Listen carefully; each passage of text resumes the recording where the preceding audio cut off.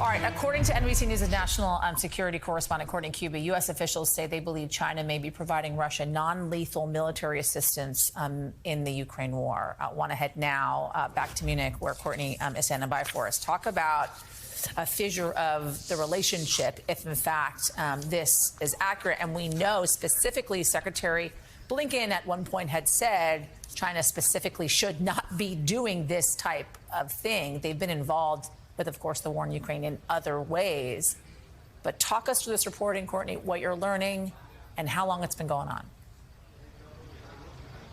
And it's not just Secretary Blinken who has warned the Chinese against this. It's come from the highest levels of the U.S. government, from President Joe Biden, also from National Security Advisor Jake Sullivan.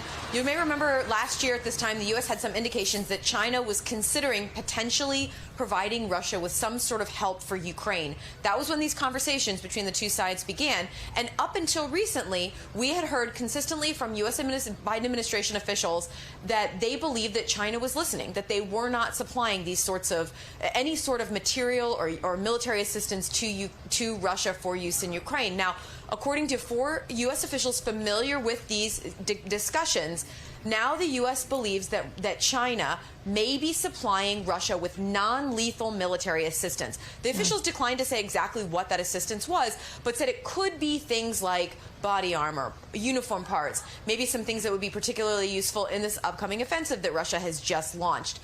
It does not appear that they have crossed the line into providing lethal assistance, but sources familiar with this warn that they are concerned that China may be considering crossing that line and moving towards lethal assistance. Now, again, it's not clear that they have made that decision, but they are concerned about it.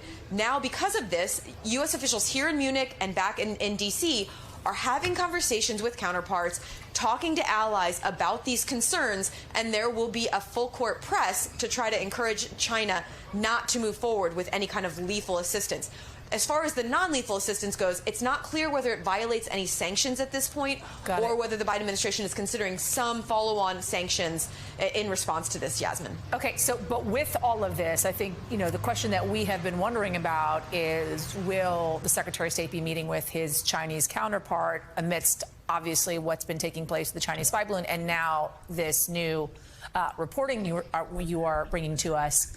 I can't help but think the pressure is mounting for them to do just that.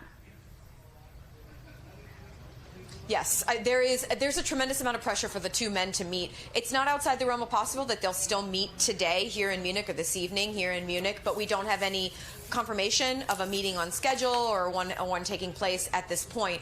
Everyone is waiting to see whether that happens. I will say it's early enough that it's very plausible they still could meet, so we shouldn't rule it out. But if they do, you have to imagine this would be on the topic list, right?